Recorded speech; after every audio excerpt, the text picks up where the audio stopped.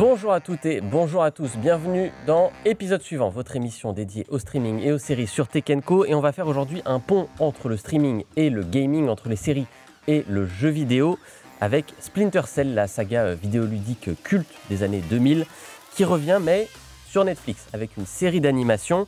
C'est un projet de long terme d'Ubisoft, qui est l'éditeur historique de Splinter Cell, avec beaucoup d'ambition. Pour en parler, je suis entouré de deux invités exceptionnels. Tout d'abord, Hélène Juguet, bonjour. Bonjour Clément. Vous êtes la directrice d'Ubisoft Film et TV, directrice générale même, on peut le dire. Ça veut dire qu'en gros, vous chapeautez les adaptations des licences d'Ubisoft sur petit et grand écran, j'ai bien résumé? Exactement, il y a beaucoup de projets en cours, j'imagine. Vous allez nous en parler, parce que Splinter Cell, c'est celui qui sort, mais il y a d'autres choses. On se projettera à la fin du débat, donc écoutez bien toute l'émission. Et puis, en face de vous, il y a Guillaume Douze. Bonjour Guillaume. Bonjour Clément.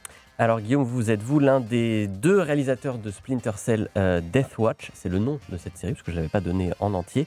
C'est vous qui avez donné vie au script, image par image. Vous allez nous raconter ce process de réalisation d'une série d'animation, 8 épisodes de 20 minutes. Ça peut paraître court quand on les regarde. Vous allez nous expliquer que ça prend un petit peu plus de temps à réaliser. C'est parti pour notre débat donc sur Splinter Cell Death Watch.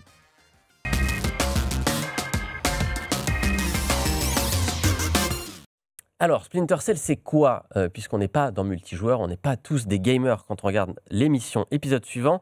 C'est une série de jeux vidéo. Il y en a eu 7 précisément sortis entre 2002 et 2013. C'est une saga qui est donc chère, vu sa temporalité, aux gamers trentenaires comme moi, et même quarantenaires pour ceux qui ont commencé un peu avant moi. Elle avait à l'époque révolutionné le genre de l'infiltration et de l'espionnage. Depuis, il y a eu Assassin's Creed qui est passé par l'infiltration, aussi chez Ubisoft. Voilà, c'était un peu la matrice d'un nouveau genre de jeu à l'époque, et elle est portée par l'un des plus fameux personnages de l'histoire du jeu vidéo, l'agent Sam Fisher, avec son iconique casque de vision nocturne à 3 points. On ne sait pas bien à quoi servent les 3 points, d'ailleurs. Il n'a pas trifocal, mais il n'a pas 3 yeux, l'agent Sam Fisher. Ça m'a toujours un peu perturbé, ça. Sam Fisher, qu'on retrouve donc dans Splinter Cell Death Watch. L'histoire, elle se déroule après les jeux. Sam Fisher, il a les cheveux blancs, ça a grisonné entre-temps, il s'est retiré des affaires, il vit dans une petite cabane, un petit ranch dans l'est de la Pologne, il me semble, c'est ça ? Une ferme, voilà, dans l'est de la Pologne. Mais voilà, il va devoir reprendre du service quand une agente secrète toque à sa porte salement amochée un soir de tempête. Voilà pour le pitch de cette série Splinter Cell Death Watch. Guillaume Douce, je le disais, vous avez co-réalisé la série avec, on va le citer, c'est Félicien Colmédage. Comment vous la décririez, vous, cette série ? C'est une série d'espionnage techno-thriller. Donc, techno-thriller étant un sous-genre du thriller concentré sur une forme d'anticipation. Et c'est une série d'espionnage, voilà, mêlant infiltration et action sur un plot d'un complot international. On retrouve des éléments assez classiques du genre, c'est-à-dire des gadgets, une agence avec des écrans partout qui dirigent l'opération de loin, des hackers, etc. Exactement, et ça s'inscrit dans l'œuvre de Tom Clancy, qui était à l'origine d'ailleurs de différents jeux de Ubisoft et qui a prêté son nom à la série Splinter Cell. Et voilà, donc c'est un genre qui est bien connu. On connaît À la poursuite d'Octobre Rouge, Jack Ryan et plein d'autres œuvres comme ça. Si je crois bien, Splinter Cell est d'ailleurs une des seules, si ce n'est la seule licence Tom Clancy qui n'est pas issue d'un de ses livres. Il y a Ghost Recon aussi. Ghost Recon aussi, qui est aussi une licence d'Ubisoft. Voilà, Tom Clancy qui a fourni beaucoup de choses pour le cinéma et les séries. Hélène, cette série, c'est un projet de long terme, voire de très long terme même, je crois. Oui, une série d'animation, c'est toujours un projet de long terme. Le développement audiovisuel, de manière générale, ça prend énormément de temps. Et cette série, on l'a commencée il y a 5 ans. Il y a 5 ans, une envie. 5 ans, donc 2020, en plein Covid, super idée. Exactement, on l'a signé en plein Covid. Je vois exactement où. Du coup, on repère bien les lieux et les endroits où on était enfermés à ce moment-là. Et donc, oui, 5 ans entre le moment où on partage la même envie avec Netflix, on signe, on commence à développer, on cherche les auteurs, on cherche les réalisateurs. Ça prend beaucoup de temps et la fabrication est très longue en animation aussi. La série est sortie hier, quand on enregistre cette émission, donc le 14 octobre sur Netflix. Quand ça sort, après 5 ans de développement, il y a quoi, une petite appréhension de se dire est-ce qu'on a fait les bons choix, est-ce que les gens vont être réceptifs, ou est-ce qu'on se dit bon, ça y est, c'est plus entre nos mains, quoi. Il y a les deux, l'appréhension, évidemment, comment ça va être reçu. On a des attentes qui sont énormes avec Splinter Cell. Sam Fisher, c'est un héros qui représente énormément pour beaucoup de joueurs qui ont grandi presque avec lui. Et savoir si oui ou non on va réussir à combler leurs attentes, mais aussi à ouvrir cette franchise à d'autres. Parce que notre ambition, c'est pas juste de satisfaire les joueurs, c'est évidemment d'abord de faire une fiction qui est intéressante, magnifique, qui donne envie d'entrer dans cet univers-là, parce qu'on a tous envie de le continuer. Guillaume, c'est quoi le sentiment qui prédomine de votre côté? Bah, c'était pareil, c'était pas mal d'anticipation pour savoir un petit peu ce qu'allait en penser le public, parce qu'on a quand même passé 5 ans sur ce projet, né dans la tête dans le guidon. Et non, voilà, je pense que c'est une grande fierté aussi d'avoir pu travailler sur une licence pareille, d'avoir Netflix et Ubisoft qui ont pu nous faire confiance pour développer ce projet. Et voilà, j'ai juste hâte que les gens le découvrent, que ce soit les fans du jeu, les fans du cinéma de genre en général et de l'animation. À la base, il y a un script qui est écrit par Derek Kolstad. Alors, c'est pas forcément un nom extrêmement connu, mais quand on va dire ce qu'il a fait, bah, c'est le scénariste de John Wick, donc plutôt une référence des dernières années en matière de cinéma d'action, justement. Racontez-nous, Guillaume, comment vous êtes arrivé, vous, à partir de ce script, comment vous avez pris en main ce projet? Moi, je suis arrivé, le script n'était pas encore écrit. On en était au tout début de l'étape d'écriture où Derek posait les jalons de l'histoire, des personnages et de ce qu'on allait explorer. Donc, j'ai eu à ce moment-là la chance de participer justement au développement des personnages, au développement de l'esthétique de la série. Et c'était vraiment une super expérience parce que ça a permis d'entamer un dialogue avec Ubisoft et avec Derek sur la manière dont on allait représenter ces personnages. On a fait rencontrer différentes inspirations de cinéma de manière générale qui nous ont permis voilà, de façonner les personnages et la série. Hélène, comment se passe la production au début? C'est-à-dire que vous décidez de lancer une série Splinter Cell. Pourquoi déjà Splinter Cell? Parce que entre donc 2020 et 2013, s'est écoulé 7 ans sans jeu. La saga était un peu à l'abandon, on va dire le terme. C'était plus une priorité d'Ubisoft. Vous aviez Assassin's Creed qui cartonnait depuis quelques années, d'autres franchises par ailleurs. Pourquoi ce choix de Splinter Cell à ce moment-là? Je pense que Splinter Cell, développer une telle communauté et un lore, c'était un peu une évidence. C'est pas parce qu'on a commencé cette série d'animation en 2020 qu'il n'y a pas eu aussi d'autres tentatives avant. Quand on regarde le coffre au trésor des franchises Ubisoft, Splinter Cell ressort tout de suite comme une évidence. C'est Clancy, on sait que ça fonctionne en audiovisuel, en film, en télé. Donc l'envie de Splinter Cell, elle est là depuis longtemps. Mais dans notre métier, il faut que les étoiles s'alignent. Et ça met énormément de temps. Et donc je dirais qu'elles ont commencé à s'aligner en 2020. Mais l'envie, elle date d'il y a beaucoup plus longtemps, évidemment. Il y a eu d'autres développements en cours. Le développement d'animation commence en 2020. Et pour nous, c'est toujours une franchise qui est actuelle. En fait, elle est tellement actuelle que dans le script, ce qui a été posé en 2020, qui se passe donc dans le corridor de Suwalski en Pologne. En fait, qui aurait deviné à cette époque, quand on a écrit ces premières lignes, quand Derek Kolstad a proposé cet endroit-là, que 5 ans plus tard, en sortant la série, cet endroit du globe serait le point chaud géopolitique. C'est l'actualité d'un Sam Fisher et d'un Splinter Cell est toujours là. Il a bien réussi son coup là-dessus Il a dans bien son réussi son script. coup, ouais. Donc ça, c'est pour les prémices, quand vous imaginez cette série, que vous la lancez progressivement, le script est écrit, etc. Puis là, Guillaume, donc vous passez à la réalisation. Faut expliquer quand même ce que c'est que votre travail un peu. C'est quoi un réalisateur de film ou de série d'animation? Puisqu'il n'y a pas de plateau, il n'y a pas de porte-voix pour dire action. Vous dirigez pas des acteurs en tant que tels. Comment ça se passe? C'est quoi que vous réalisez concrètement? Alors, le réalisateur d'animation est en charge de toute la création de l'image, de la mise en scène d'une série. Au même titre que pour une série en prise de vue réelle, la différence est qu'on est souvent beaucoup derrière nos ordinateurs en studio. Donc tout le travail se fait avec différentes équipes. L'animation, c'est énormément de monde qui travaille dessus. Sur le projet, on était environ, je pense, 250 à 270 personnes en tout, étalées sur 5 ans. Mais en termes de travail, on avait à peu près... moi, je travaillais en direct en général avec 10 à 15 personnes. Donc l'idée, c'est que le réalisateur va poser les codes de la mise en scène, va faire des choix sur les acteurs, faire des choix sur les compositeurs de la musique aussi, et de manière générale, guider tout le processus créatif. Ça marche comment? Est-ce qu'il y a des cellules, par exemple? Est-ce qu'il y a une cellule qui est dédiée à les personnages, par exemple, le travail des personnages? Est-ce qu'il y en a une qui est dédiée aux scènes d'action, au décor? Oui, alors il y a énormément de départements. Ça commence déjà pour créer une série d'animation. Une fois qu'on a les scripts, il il y a vraiment le travail du développement visuel. C'est la première étape, c'est de définir le design des personnages, de définir les environnements, le style graphique, la technique aussi. Et là, on a différents départements qui se mettent en place. On a surtout, à la différence de la prise de vue réelle, en prise de vue réelle, on fait du storyboard. En animation, on se repose énormément sur le storyboard puisque c'est ce qui va nous faire notre montage. Et donc, il y a toute cette étape éditoriale de montage en amont, de storyboard, enregistrer les acteurs avec des premières voix temporaires. Et ensuite, on a les départements de design pour définir les lieux, les personnages. Et ensuite, on arrive sur la production qui est vraiment le cœur de la fabrication, qui est l'animation, et rassembler toutes les images pour en faire une image finale. Alors, vous l'avez dit, vous êtes un peu celui qui donne la cohérence, qui donne un peu les grandes thématiques, la façon dont la série va être construite. Moi, je l'ai regardé, donc l'intégralité de la série. C'est une série que je trouvais assez musclée en termes d'action, etc. Moi, j'avais le souvenir de Sam Fisher qui était vraiment dans l'infiltration, qui se cachait dans l'ombre, etc. Il ne fallait absolument pas qu'il soit repéré, sinon on avait perdu.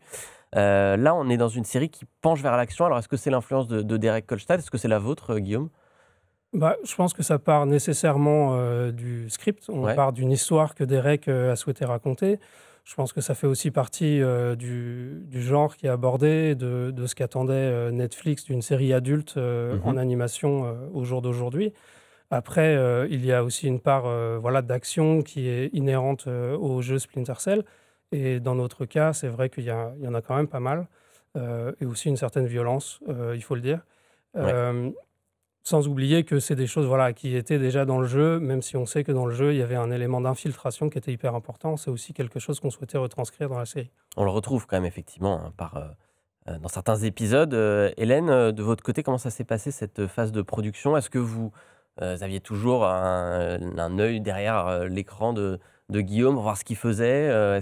Comment est-ce que vous intervenez, vous, une fois que le travail minutieux justement de la préparation image par image est lancé? Alors, déjà, Guillaume a travaillé énormément avec Hugo Revon, qui est producteur et directeur du développement chez Ubisoft Film et Télévision, qui est, en tant que producteur, oui, très présent forcément.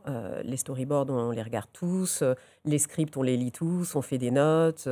C'est un rôle très actif, évidemment. C'est mis en scène, enfin, pas mis en scène par nous, mais c'est Guillaume, évidemment. Mais on accompagne énormément puisque c'est notre franchise. On est là pour livrer l'ADN de cette franchise. Et puis parce qu'on a un rôle éditorial très fort, oui. On l'a dit, l'ADN, c'est aussi beaucoup le personnage de Sam Fisher qui est iconique. Comment est-ce que vous avez travaillé justement pour vous dire, tiens, il faut prendre cette temporalité-là? Comment est-ce qu'on fait un Sam Fisher plus âgé? Est-ce qu'il change de caractère, etc. Comment est-ce qu'on fait plus de 12 ans après finalement le dernier jeu pour faire revivre ce personnage? Alors justement, la question de on est 12 ans après, qu'est-ce qui s'est passé? Qu'est-ce qu'on a envie de savoir de ce personnage? C'était aussi la question sur comment on démarre. C'est aussi une envie, pour le coup, ça a été posé par Ubisoft, par Hugo Revon, qui a envie de travailler ce personnage dans une temporalité plus âgée parce que c'était intéressant de voir comment il avait vieilli, comment il avait maturé, et aussi parce que ça permettait de ne pas être entre les interstices des différents jeux et d'avoir un espace assez grand pour inventer la suite de ses aventures, voir comment justement ces 7 opus qu'on avait travaillé en tant que jeu vidéo, comment ils étaient intégrés dans qui il était en tant que personne maintenant, en tant qu'agent, et comment cette retraite allait affecter la façon dont il pouvait devenir ce mentor qu'il devient dans la série Death Watch. Dans ce cadre-là, Guillaume, aujourd'hui, moi j'allais dire, on peut absolument tout faire en animation en termes de style. Enfin, ça va on peut faire de l'ultra-réalisme, par exemple, ce qui se fait dans Love, Death and Robots, par exemple, avec des choses où on dirait vraiment des vrais acteurs, alors que c'est de l'animation. On peut faire du cartoon très assumé, les styles proches de l'animation japonaise, etc. Il y a vraiment tout. Comment vous avez décidé du style que vous alliez garder? À quel moment vous avez tranché en vous disant, tiens, les personnages auront cet aspect-là, on sera dans ce type de décor, etc. Alors moi, je viens de l'animation 2D, donc l'animation qui est le dessin par dessin. Donc ça, c'est déjà le background et ce que Netflix et Ubisoft sont venus chercher. Donc ça, c'est un format et un médium qui était acté, disons. Après, il faut aller chercher les bonnes références qui correspondent au ton du show. Il y avait une vraie volonté sur cette série de faire quelque chose de très mature, réaliste, qui s'inspire beaucoup du cinéma en prise de vue réelle et de toutes les œuvres du genre qu'on a pu voir essentiellement en prise de vue réelle, encore une fois, parce que c'est un genre qui est assez peu exploité finalement en animation. Et pour ça, moi, je me suis beaucoup inspiré des animés des années 90, surtout du long métrage. Ouais. On peut citer Ghost in the Shell ou les films de Satoshi Kon aussi, qui est un grand maître du genre, qui sont empreints justement d'une forte inspiration de la prise de vue réelle, sans forcément la singer ou singer d'autres animations. Donc il y avait en ça une inspiration hyper intéressante pour ce projet, justement, de repartir un peu aux sources de ce qu'est le cinéma, Mhm. avant même de se dire c'est de l'animation.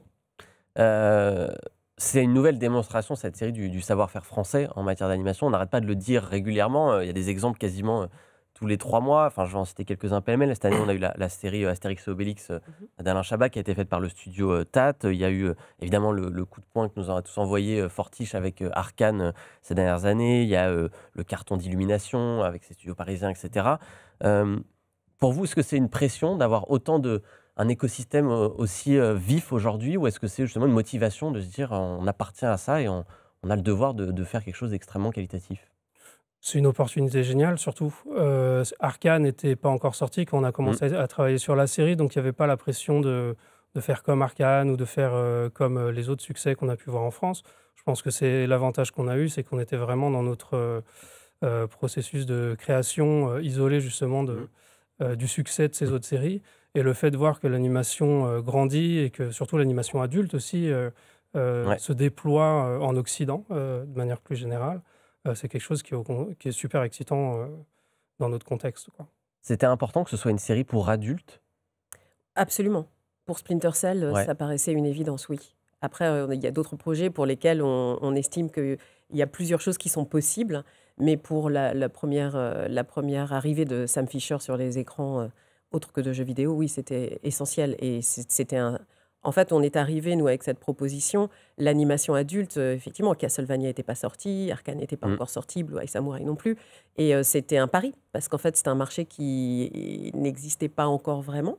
Il y a vraiment Netflix, à part évidemment Ouais. l'animation japonaise, et il y a Netflix qui avait vraiment commencé ça. Et c'est là où les envies se sont alignées. On est allé chercher quelque chose de mature pour justement proposer de la nouveauté, casser un peu les codes et montrer que ce médium n'est pas juste un médium pour les enfants. C'est quoi le plus dur à réaliser, Guillaume, dans cette série? Est-ce que c'est les scènes d'action? Est-ce que c'est les dialogues? Tout est difficile. Non, mais chaque élément a son lot de difficultés. Je pense que réaliser une belle scène d'action, c'est pas évident parce qu'il faut être vraiment dans la chorégraphie et Mm. d'être pertinent dans les choix, voilà, des mouvements, réussir à raconter quelque chose dans ces combats. Mais la tension elle-même de scènes d'infiltration, pour monter la pression et s'assurer que ça tombe bien, Ouais. c'est aussi tout aussi compliqué. Donc ça, c'est un vrai travail aussi d'écriture, de mise en scène sur la base des scénarios. Il y a beaucoup de travail justement qui est fait pour faire en sorte que la tension reste permanente et que ça fonctionne. Mais c'est vraiment la phase de mise en scène, de storyboard qui est la plus importante. J'avais une question, peut-être vous n'avez pas la réponse, mais ça prend combien de temps de réaliser juste 1 minute d'animation dans votre style? C'est long. Je ne saurais pas vous dire en termes de temps. Voilà, on a fait 5 ans, 2h45, ça donne une idée. 1 minute, sur des formats beaucoup plus courts, ça peut nous prendre 2 à 3 mois de développement, Ouais, c'est dingue. voire 4 mois, tout dépend. Mais oui, oui, non, c'est un travail de longue haleine. Ça donne une idée du travail titanesque. C'est ce que je vous disais avant de commencer l'émission. C'est intéressant de le savoir avant de regarder presque. Voilà, si vous n'avez pas commencé à regarder, vous êtes au bon endroit. Parce que ça permet, quand on voit les scènes d'action, justement, ou les dialogues, etc., on se dit, bah, c'est très fluide, etc. Le fait d'avoir aussi tellement de bons exemples d'animation, on se dit, bon, bah, ça doit être facile après tout à faire. On a tellement l'habitude d'en faire, etc. Et en fait, on se rend compte du boulot assez monstrueux qu'il y a derrière. Même les choses les plus simples, hein, c'est ce que vous dites, même derrière, ne serait-ce qu'un seul plan fixe, c'est déjà un boulot assez monstrueux. Donc, Il faut savoir que dans cette industrie, on compte en nombre de secondes, jours d'animation. C'est-à-dire ok. combien un animateur peut effectuer d'animation en secondes. C'est une série à 3 secondes jour, 2 Ouais. secondes jour. Donc on parle en Voilà, secondes là, jour pour là, ça un permet de animateur. bien réaliser Ça permet de donner le temps que sur ça 2h43. et effectivement la persévérance qu'il faut quand on est animateur d'animation, voilà, d'avoir la volonté de travailler sur un même plan pendant des jours et des jours. Ça ne doit pas être tous les jours simple. Hélène, l'objectif de cette adaptation de Splinter Cell, est-ce que c'est pas aussi de raviver la saga, d'ouvrir la porte à de nouveaux jeux, j'ai envie de dire, chez Ubisoft? C'est toujours le cas. Évidemment, quand on commence une aventure comme celle-là, on se dit toujours bah, ça va permettre de réinsuffler quelque chose dans cette franchise, de la faire continuer, de la passer à d'autres générations aussi. Ouais. Parce que je pense que ça, c'était important. On a remis à disposition d'ailleurs de tous les joueurs l'ensemble des jeux Ouais. aujourd'hui, donc on peut les rejouer.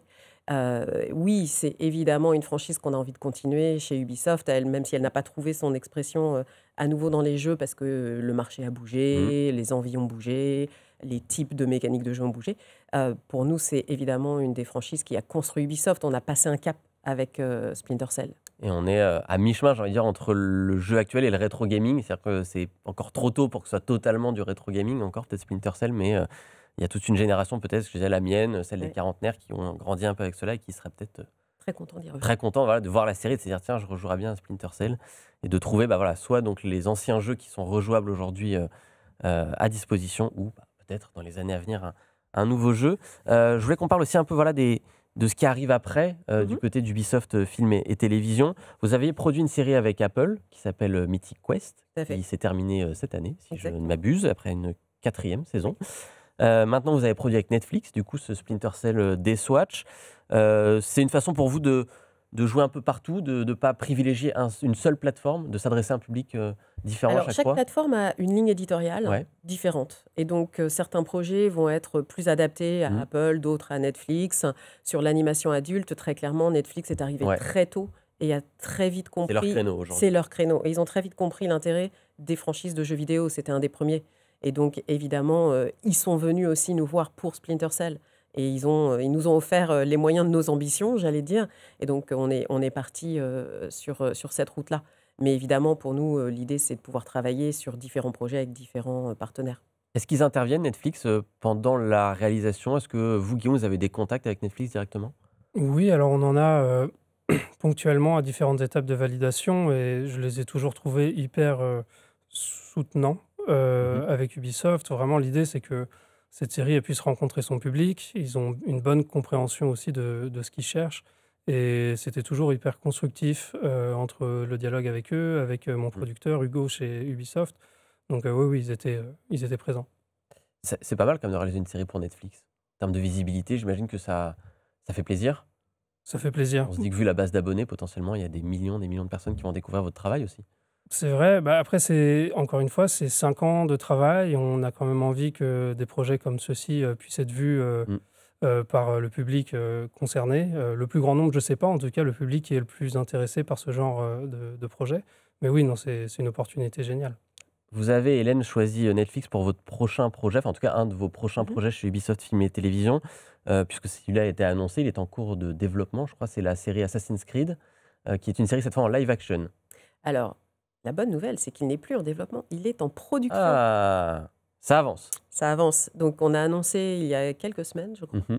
ce qu'on appelle le green light Ok. du projet. Donc, un green Ça y est, light, c'est c'est parti. un projet qui n'est plus en développement où il n'y a que des peut-être, mais Mhm. un projet qui a un budget, qui a une équipe d'écriture et qui commence tout son travail de production. Donc, ça y est, c'est une réalité. Assassin's Creed Live, série pour Netflix, est en production. D'accord. Est-ce Et qu'on... La bonne nouvelle aussi, Allez-y. c'est que je peux aussi confirmer qu'à côté de ça, on travaille activement sur une série d'animation sur Assassin's Creed aussi avec Netflix. D'accord. Et là, pour le coup, on est en développement. D'accord. Donc vous misez à fond sur Assassin's Creed. Aujourd'hui, c'est la franchise qui, pour vous, occupe votre temps. Vous n'avez pas des projets. Alors, par exemple, il y a eu des choses sur les lapins crétins, genre de choses qui reviennent régulièrement, mais c'est aujourd'hui Assassin's Creed votre principal focus. Alors, Assassin's Creed est un énorme focus parce Mm. que là aussi, le développement a pris du temps parce qu'on voulait. C'est un projet extrêmement ambitieux pour Netflix et pour Ubisoft. Donc, il fallait trouver les bons auteurs, le bon moment, le bon contexte, hein. Donc, ça c'est en cours, hein. Ça occupe évidemment beaucoup de notre temps puisqu'il y a 2 projets en parallèle sur lesquels on travaille. Mais à côté de ça, on continue à travailler sur nos lapins crétins puisque on est aussi en développement sur une nouvelle série. Ok. Donc là aussi, je pense qu'il y aura beaucoup de nouveautés sur les lapins crétins et on est ravis de ramener ces petits êtres blancs sur les écrans. Qui marche très bien auprès Mhm. des enfants, même des moins Et enfants. même de moins enfants. Ouais.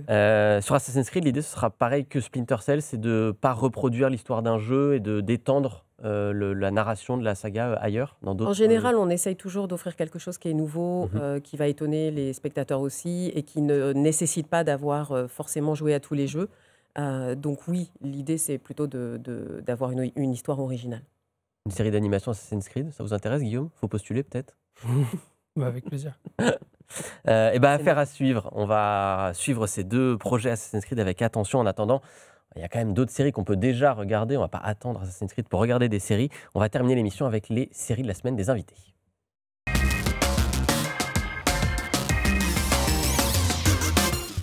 Voilà, vous avez chacun choisi, sur ma demande, mon ordre même, une série à recommander, une série culte et une série d'animation. Et étonnamment, ce n'est pas dans l'ordre auquel vous pensez peut-être en nous écoutant, puisque la série animée n'est pas pour vous, Guillaume. Vous avez choisi de nous parler de The Leftovers, Ouais. série très très qualitative d'HBO. Pourquoi est-ce que c'est une série qui vous marque et qu'il faut continuer à regarder, même depuis qu'elle est finie? The Leftovers, pour moi, ça a été un coup de poing. Alors, pour la petite histoire, ça a été créé par Damon Lindelof, qui est le co-créateur de la série Lost, Ouais. qui elle-même était un projet créatif génial, avec ses défauts, avec ses qualités. Et je trouve que justement, sur Leftovers, il a réussi à faire quelque chose de complet, de vraiment satisfaisant, de très émotionnel, et qui a une fin, voilà, en 3 saisons. On a 3 chapitres hyper intéressants où il nous amène à chaque fois à des endroits où on ne s'attendrait pas.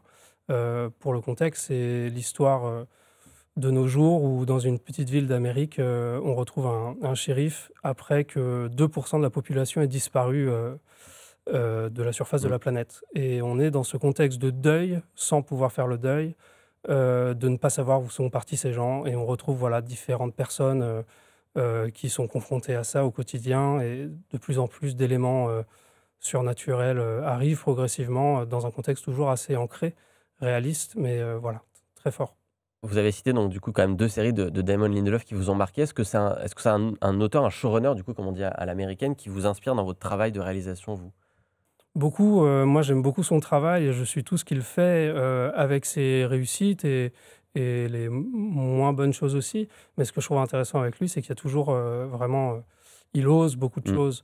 Et ce que j'aime beaucoup dans son travail, c'est qu'il y a toujours des concepts assez forts, à partir duquel on découvre des personnages très dimensionnels. Il a notamment créé The Watchmen, Ouais. Adapté du fameux roman graphique. Il n'a pas eu le succès escompté, mais qui effectivement mérite d'être vu C'est aussi. une super série. Ouais, et assez incroyable pour ceux qui aiment les super-héros, mais pas ceux qu'on aime habituellement. C'est ça. Voilà, moi j'en profite pour vous recommander de voir Watchmen, de revoir Watchmen si vous ne l'avez pas vu. Et donc les 3 saisons, c'est ça, de The Leftovers, il y en a 3, Exactement. sont à voir ou à revoir sur HBO Max. Et on termine avec vous, Hélène, qui avait donc choisi une série d'animation. En l'occurrence, c'est Blue Eye Samurai. Oui, moi j'ai eu Pourquoi? envie de mettre à l'honneur à nouveau l'animation adulte, Mhm. parce que je trouve qu'elle est pas assez regardée dans ce qu'elle a à offrir, puisque c'est des séries maintenant qui font 40 minutes avec une histoire extrêmement solide. Et Blue Eye Samurai, c'est aussi une série qui a été fabriquée en France, donc Cocorico, là encore. C'est une série que moi j'ai adorée et que j'ai binge-watchée, comme on dit. Mhm. La saison 2 arrive bientôt, c'est pour ça aussi Ouais. je la recommande. C'est une série qui nous emmène dans le Japon du XVIIe siècle, à la période Edo, et on suit Mizu, qui est le fameux Blue Eye Samurai, Mhm. parce que Mizu a la particularité d'avoir les yeux bleus et d'être une femme, ce qui, à l'époque, sont 2 facteurs de rejet qui la poussent à rentrer dans une vengeance personnelle. Et on suit donc tout ce chemin qu'elle fait pour obtenir sa vengeance. Et elle doit devenir une guerrière redoutable pour exister dans ce monde qui ne fait pas beaucoup de place aux femmes, et encore moins quand elles ont les yeux bleus et qu'elles sont métisses. Donc tout ce voyage, c'est magnifique. Il y a des chorégraphies de combat qui sont très Crouching Tiger, Hidden Dragon. Et il y a aussi tout ce combat, le regard de l'autre. Effectivement, ça traite du racisme, de la différence et puis de la condition de femme dans ce Japon de la période Edo. Voilà, une très belle série donc d'animation pour prolonger finalement le. Ça peut faire double programme. Alors on va dire double programme. Vous commencez par regarder Splinter Cell Death Watch. C'est donc, je rappelle, donc à voir sur Netflix. Il y a 8 épisodes d'environ 20 minutes à voir. Ça vous fait 2h40. Soit vous bingez tout, ça vous fait une bonne grosse soirée, vous prenez le popcorn, soit vous faites durer le plaisir et vous gardez ça pour toute une semaine. Merci Hélène Juguet. Je rappelle donc que vous êtes la directrice générale d'Ubisoft Film et Télévision Paris, avec donc beaucoup de projets, on l'a compris, dans les cartons pour les fans d'Assassin's Creed, dont je fais partie. On a très hâte de voir tout ça. Et merci donc Guillaume Douce d'avoir été là, réalisateur spécialiste de l'animation, donc réalisateur de Splinter Cell Death Watch. Est-ce que vous avez un nouveau projet déjà ? Ou est-ce que vous soufflez là? Non, j'ai des nouveaux projets en développement, en début Ouais. d'écriture. Là, j'essaie de me mettre à l'écriture d'un projet en prise de vue réelle cette fois-ci. Ah. Et à côté de ça, un autre projet d'animation aussi. Eh ben, vous êtes donc très occupés aussi. On a hâte de voir ce que vous allez nous livrer la prochaine fois. Merci à tous les deux Merci. d'avoir été avec moi pour Merci cette beaucoup. émission passionnante. Si vous êtes arrivés en cours de route, cette émission est à revoir comme toutes les autres en replay sur le site de Tech & Co, sur YouTube et en podcast sur toutes les plateformes d'écoute. Vous avez l'habitude. Et je vous dis donc à la semaine prochaine pour l'épisode suivant.